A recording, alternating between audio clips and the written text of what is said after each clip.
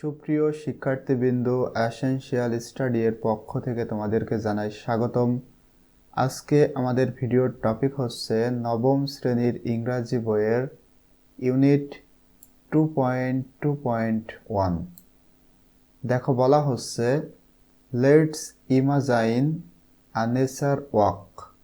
চলো আমরা কল্পনা করি একটি প্রকৃতিতে হাঁটার, মানে চলো আমরা কল্পনাতে প্রকৃতিতে হাঁটি। ইটস আ গ্রুপ ওয়ার্ক, এটা একটা দলীয় কাজ। অ্যান্ড এবং it can be done beyond the school time. Beyond মানে বাহিরে। এবং তোমাদের এই যে প্রকৃতিতে হাঁটা, এই কাজটা করতে হবে স্কুল টাইমের বাহিরে। টু ডু দ্যাট, এটা করার জন্য let's follow the steps given below. নিচে 5টা স্টেপ দেওয়া রয়েছে, এই 5টা স্টেপ তোমাদের অনুসরণ করতে হবে এই কাজটা করার জন্য। দেখো, স্টেপ 1-এ বলা হচ্ছে ইমাজাইন দ্যাট, কল্পনা করো যে you are taking a nature walk, তুমি প্রকৃতিতে হাঁটতেছ, এটা কল্পনা করো। In a big green park, একটা বড় সবুজ পার্কের মধ্যে। উইথ ইউর ফ্রেন্ডস, তোমার বন্ধুদের সাথে। স্টেপ মানে ধাপ। স্টেপ 2-এ বলা হচ্ছে, দেখো, open your minds I. Minds I বলতে তোমার মনের চোখ। তোমার মনের চোখ খোলা রাখো। অ্যান্ড এবং অবজার্ভ মানে উপলব্ধি করা, এবং উপলব্ধি করো এভরিথিং অ্যারাউন্ড ইউ, তোমার আশেপাশে সব কিছু। ট্রাই টু ফিল, অনুভব করতে চেষ্টা করো, দ্য ওপেন স্কাই, ওই পার্কের খোলা আকাশ, বিগ ট্রিজ, বড় বড় গাছ, সাউন্ডস অব দ্য নেচার, এবং প্রকৃতির শব্দ। প্রকৃতির শব্দ বলতে পাখির ডাক, গাছের পাতার যে ঝড়ঝড় শব্দ, তারপরে পানির কলকল শব্দ, এগুলাকে অনুভব করতে বলা হচ্ছে। অ্যান্ড এবং the blue crystal water of the lake, এবং ওইখানে যে লেক রয়েছে, হ্রদ রয়েছে, সেই হ্রদের নীল স্বচ্ছ পানিটাও অনুভব করতে চেষ্টা করো।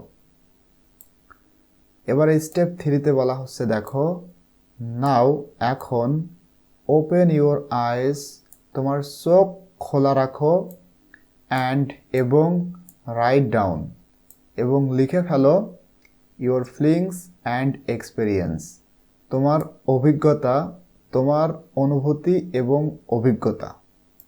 এই যে স্টেপ 1 এবং 2-এ বলা হলো, যেটা স্টেপ 1-এ কি বলা হয়েছিল, একটা নেচার ওয়াক করো, প্রকৃতিতে হাঁটো তোমার বন্ধুর সাথে। এবং স্টেপ 2-এ বলা হয়েছিল, যখন তুমি হাঁটবে তোমার মনের চোখ খোলা রাখবে, সেখানে যা যা আছে সব কিছু অনুভব করবে। এবারে স্টেপ 3-তে বলা হচ্ছে ইউর ফিলিংস অ্যান্ড এক্সপিরিয়েন্স, তোমার অনুভূতি এবং অভিজ্ঞতাটা রাইট ডাউন, লিখে ফেলো। দ্যাট, যেটা you have gained during the nature walk, যেটা ইউ হ্যাভ গেইনড, তুমি অর্জন করেছ, ডিউরিং দ্য নেচার ওয়াক, প্রকৃতিতে হাঁটার সময়। যখন তুমি নেচার ওয়াক করছিলে, মানে কল্পনায়, তখন তোমার ফিলিংস এবং এক্সপিরিয়েন্সটা কেমন ছিল সেটাই লিখতে বলা হচ্ছে। এরপরে দেখো, স্টেপ 4-এ বলা হচ্ছে ইচ গ্রুপ, প্রতিটা গ্রুপ বা প্রতিটা দল, will seat in a circle. Circle মানে বৃত্ত। প্রতিটা দল বৃত্ত বা বৃত্তের আকারে বসবে। অ্যান্ড ডিসকাস, এবং আলোচনা করবে দ্য নোটস, তাদের নোট। অর্থাৎ এই যে স্টেপ 3-তে তোমাদের লিখতে বলা হয়েছিল তোমাদের ফিলিংস এবং এক্সপিরিয়েন্স, সেইটাকে এখানে বলা হচ্ছে নোট। এই নোটটা নিয়ে আলোচনা করবে প্রতিটা group. they took by observing the nature. তাদের যে ফিলিংস এবং এক্সপেরিয়েন্স যেটা তারা অবজার্ভ করেছে সেটার উপরে যে নোটটা রয়েছে সেই নোট নিয়ে এবার দলবদ্ধ হয়ে তারা একত্রে বসে ডিসকাস করবে। দেন তারপর দে প্রিপেয়ার মানে প্রস্তুত করা, তারা প্রস্তুত করবে দ্য ফার্স্ট ড্রাফট, প্রথম ড্রাফট বলতে একেবারে ফাইনালি কোনো কিছু সাবমিট করার পূর্বে আর একটা তৈরি করা। যেমন তোমাদের এই যে বই এখন তোমাদের হাতে যেটা রয়েছে এই বইটা তোমাদের দেওয়ার পূর্বে যারা শিক্ষক তাদেরকে একটা ড্রাফট কপি দেওয়া হয়েছিল, মানে ফাইনালি পাবলিশ করার পূর্বে যখন সেটা তৈরি করা হয় সেটাকে বলা হয় ড্রাফট। তোমাদের এই যে finally share it with other groups, এই যে ফাইনালি শেয়ার করার পূর্বে একটা ফার্স্ট ড্রাফট তৈরি করতে বলা হচ্ছে। কিসের ড্রাফট? অফ কম্পোজিশন অন দেওয়ার experience of that nature walk. তোমরা যে নেচার ওয়াক করেছিলে, প্রকৃতিতে হেঁটেছিলে, সেইটার অভিজ্ঞতার আলোকে তোমাদের যে কম্পোজিশন ছিল সেই কম্পোজিশনের প্রথম একটা ড্রাফট মানে প্রথম একটা কম্পোজিশন তোমাদের প্রস্তুত করতে হবে। You can further discuss the following question before you start writing. এবং ইউ ক্যান ফার্দার ডিসকাস, তোমরা আবার আলোচনা করতে পারো, ফার্দার মানে পুনরায় আলোচনা করতে পারো দ্য ফলোয়িং কোয়েশ্চেন, এখানে যে 4টা প্রশ্ন রয়েছে এই 4টা প্রশ্ন নিয়ে বিফোর ইউ স্টার্ট রাইটিং, তোমার লেখা শুরু করার পূর্বে। এক কথায় এখানে তোমাদের যেটা বলা হয়েছিল স্টেপ 1, 2 এই দুইটা পড়ার পরে তোমাদের ফিলিং এবং এক্সপিরিয়েন্স স্টেপ 3তে লিখতে বলা হচ্ছে। এখন যদি তোমাদের লিখতে কোনো প্রকার সমস্যা হয় এই 1 এবং 2 পড়ে, তাহলে তোমরা এই 4টা প্রশ্ন নিয়ে আলোচনা করতে পারো। এই 4টা প্রশ্নের উত্তর করতে পারলেই তোমাদের ফিলিং এবং এক্সপিরিয়েন্সটা এখানে চলে আসবে। ঠিক আছে? তো এখন ইনশাল্লাহ আমরা এই 4টা প্রশ্নের অ্যান্সার নিয়ে আলোচনা করব এবং এই 4টা প্রশ্নের উত্তর তোমরা কিভাবে লিখবে আমি এখানে অলরেডি সেটা লিখে রেখেছি। এবং ভিডিওটি শুরু করার পূর্বে তোমাদের কাছে অনুরোধ থাকবে, তোমরা এখনও যারা আমার এই চ্যানেলটি সাবস্ক্রাইব করোনি, please subscribe my channel and press the bell icon. ইনশাল্লাহ আমি তোমাদের জন্য তোমাদের এই বইয়ের প্রতিটা পেজের ভিডিও আপলোড করব। সুতরাং আমি আশাবাদী আমার এই ভিডিওগুলো তোমাদের জন্য অনেক বেশি হেল্পফুল হবে। তাই যদি তোমাদের ভিডিওটি ভালো লাগে অবশ্যই চ্যানেলটি সাবস্ক্রাইব করবে এবং পাশে থাকা বেল আইকনটি অন করে রাখবে। তাহলে দেখো এই যে এখানে যেটা আমরা দিয়েছি সেটা হচ্ছে তোমার এই যে স্টেপ 1 এবং 2 পড়ার পরে স্টেপ 3তে তোমাদেরকে বলতেছিল লেখো, তোমার ফিলিং এবং এক্সপিরিয়েন্সটা লিখো। এইখানে মূলত আমি এইটাই তোমাদেরকে দিয়েছি। তাহলে প্রথমে আমরা স্টেপ 3তে যেটা বলা হয়েছিল সেটা করব, আমাদের ফিলিং এবং এক্সপিরিয়েন্সটা লিখব। দেন আমরা পরে গিয়ে এই 4টা প্রশ্নের উত্তর করব। দেখো এখানে আমি লিখে রেখেছি আই ফেল্ট মানে আমাদের ফিলিং এবং এক্সপিরিয়েন্স। আই ফেল্ট, ফিল থেকে ফেল্ট পাস্ট টেন্স, আমি অনুভব করেছিলাম রিল্যাক্সড, আরাম, অ্যান্ড রিফ্রেশড এবং সতেজ। অ্যাজ যখন I walked in the park with my friends, আমার বন্ধুদের সাথে যখন এই পার্কের মধ্যে হাঁটতেছিলাম তখন সতেজ এবং আরাম অনুভব করেছিলাম। The open sky was smoothing blue, এখানকার খোলা আকাশটা ছিল একেবারে স্মুথ নীল। স্মুথিং ব্লু বলতে খুব সুন্দর নীল ছিল। And the big trees provided shade and comfort, এবং এখানকার যে বড় বড় গাছ আমাদেরকে ছায়া এবং আরাম দিয়েছিল। I heard the birds singing, আমি পাখিদের গান শুনেছিলাম। The leaves rustling বলতে ঝরঝর শব্দ, পাতার যে ঝরঝর শব্দ এটা শুনেছিলাম। The wind blowing, যখন বাতাস বয় সেই বাতাসের শব্দ শুনেছিলাম। And the water flowing, মানে পানি যখন ফ্লো হয় পানির যে শব্দ কলকল শব্দ সেটাও শুনেছিলাম। I felt peaceful, আমি শান্তি অনুভব করেছিলাম। And happy, এবং সুখী অনুভব করেছিলাম। And I enjoyed the park with my friends, এবং আমার বন্ধুদের সাথে আমি এই যে পার্ক এটাকে এনজয় করেছিলাম। তাহলে এইটা তোমাদের স্টেপ 3 এর কাজ। তোমরা স্টেপ 3 এখানে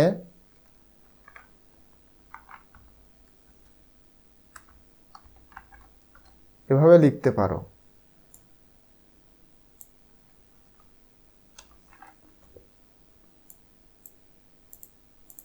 এটা হচ্ছে তোমাদের স্টেপ 3 এর কাজ, ঠিক আছে?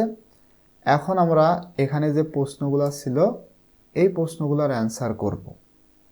দেখো 1 নম্বরে বলা হচ্ছে how did the environment around you make you feel. How did the environment, ওই পরিবেশটা কেমন ছিল, মানে পার্কের পরিবেশটা কেমন ছিল। অ্যারাউন্ড ইউ মানে তুমি যেখানে ছিলে তার আশেপাশের পরিবেশ। মেক ইউ ফিল, এবং তুমি কেমন অনুভব করছিলে, তোমার অনুভূতি কেমন ছিল। তাহলে এই প্রশ্নের উত্তরে আমরা বলতে পারি দ্য এনভায়রনমেন্ট অ্যারাউন্ড মি, মানে আমার আশেপাশের পরিবেশ made me feel lively and energetic. Made me feel বলতে আমাকে অনুভব করিয়েছিল লাইভলি প্রাণবন্ত, অ্যান্ড এনার্জেটিক এবং উদ্যমী বা শক্তিশালী। আই ফেল্ট লাইক, আমি অনুভব করেছিলাম লাইক কিসের মতো, এখানে সেই সিমিলির ব্যবহার। আই ফেল্ট লাইক, আমি অনুভব করেছিলাম কিসের মতো, I was in a different world, আমি মনে হয়েছিল আমি একটা ভিন্ন দুনিয়ায় রয়েছি। Away from the noise of the city, শহরের শব্দ থেকে অনেক দূরে। I felt like I was in a paradise, আমি অনুভব করেছিলাম কিসের মতো, I was in a paradise.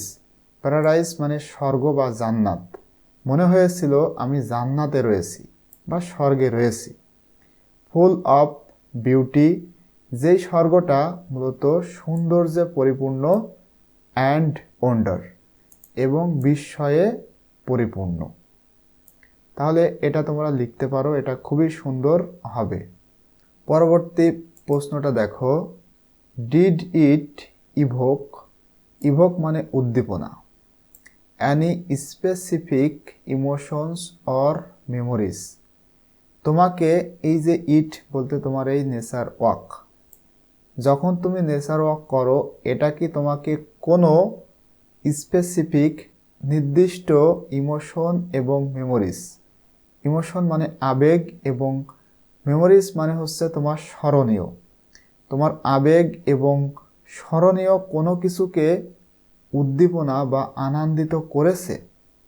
এক কথায় বলা হচ্ছে ওই যে হাঁটা, ওই হাঁটাটা কি তোমার এমন কোনো বিশেষ আবেগ এবং স্মরণীয় কোনো কিছু তৈরি করেছে যেটার কারণে মূলত তুমি খুব সুখী হয়েছিলে। তাহলে এই প্রশ্নের উত্তরে আমরা বলতে পারি ইট ইভোকড a sense of curiosity and wonder, এটা আমাকে কৌতূহলী এবং বিস্ময়ের সেন্স দিয়েছিল। ইট ইভোকড মানে এটা আমার মধ্যে উদ্দীপনা তৈরি করেছিল, a sense of curiosity and wonder, কৌতূহল এবং বিস্ময়ের যে সেন্স সেটাকে অনুভব করতে আমাকে এটা ইভোকড করেছিল, মানে উদ্দীপনা তৈরি করেছিল। I felt thankful for those memories and my friends who made them.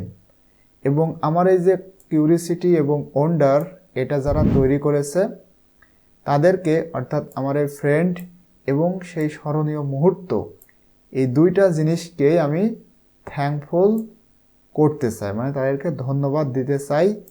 এই অনুভূতিটাও আমার সৃষ্টি হয়েছিল। মানে আমি এতটাই ইমোশনাল হয়ে গিয়েছিলাম, আমার মধ্যে কিউরিসিটি এবং ওন্ডার তৈরি হয়েছিল এবং আমি আমার এই স্মরণীয় মুহূর্ত এবং আমার ফ্রেন্ডদের যাদের সাথে আমি এখানে এসেছি তাদেরকে ধন্যবাদ দেওয়ার জন্য আবেগপ্রবণ হয়ে গিয়েছিলাম। তাহলে তোমরা এইটুকু লিখতে পারো, এটা লিখলেই এনাফ। এরপরে 3 নম্বর প্রশ্নে দেখো, were there any moments during the walk. যখন তুমি হাঁটতেছিলে তোমার ওই হাঁটার সময় ওয়ার দেয়ার অ্যানি মোমেন্টস, সেখানে এমন কোনো কি মুহূর্ত ছিল হয় যখন you felt a strong connection to nature, মানে এমন কোনো ঘটনা কি তোমার সাথে ঘটেছিল যেটার কারণে তুমি মূলত অনুভব করেছিলে আ স্ট্রং কানেকশন টু নেচার, প্রকৃতির সাথে তোমার একটা শক্তিশালী সম্পর্ক তৈরি হয়েছিল বা খুবই ঘনিষ্ঠ সম্পর্ক তৈরি হয়েছিল। এমন কোনো মোমেন্টস কি সেখানে ছিল যখন তুমি হাঁটতেছিলে তখন? Describe those moments. এবং যদি থাকে, এখানে যদি না, তোমাকে অবশ্যই সেই মোমেন্টটা বর্ণনা করতে হবে। যেহেতু এটা তোমার কল্পনার হাঁটা, এই জন্য কল্পনা করেই তোমাকে এটা ডেসক্রাইব করতে হবে। তো দেখো, এই প্রশ্নের উত্তরে আমরা বলতে পারি দেয়ার ওয়াজ আ মোমেন্ট, একটা মুহূর্ত ছিল হয় যখন আই স আ বাটারফ্লাই, আমি একটা বাটারফ্লাই মানে কি প্রজাপতি, আমি একটা প্রজাপতি দেখলাম ল্যান্ডিং অন আ ফ্লাওয়ার, যে কিনা ফুলের ওপরে ল্যান্ড করতেছে বলতে বসতেছে।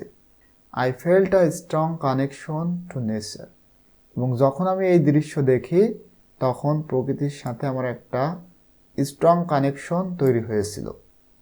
অ্যাজ, কারণ I ওয়াজড the delicate and colourful creature, কারণ আমি দেখেছিলাম, ডেলিকেট মানে সূক্ষ্ম, কালারফুল বলতে রঙিন। এই যে প্রজাপতিকে সূক্ষ্ম এবং রঙিন সৃষ্টি বলা হচ্ছে। এই সূক্ষ্ম এবং রঙিন সৃষ্টিকে দেখে আমি একেবারে হতভম্ব হয়ে গিয়েছিলাম, যেটার কারণে আই ফেল্ট, আমি অনুভব করেছিলাম, like I was witnessing a miracle of life, আমি জীবনের মিরাকেল মানে অবাস্তব বা অলৌকিক ঘটনা প্রত্যক্ষ করছি বা দেখছি। এই কারণে মূলত I felt a strong connection to nature. আশা করছি তোমরা এটা বুঝতে পেরেছ। এছাড়াও তোমরা আর একটা লিখতে পারো, এখানে দেখো আমি লিখে রেখেছি there was a moment when I heard a woodpecker মানে কাঠ বিড়াল, আমি একটা কাঠ বিড়ালের ট্যাপিং অন আ ট্রি, মানে কাঠ বিড়াল যেভাবে গাছের ওপরে ঠকঠক করে, একবার এমন একটা শব্দ শুনলাম, এমন একটা মুহূর্ত ছিল।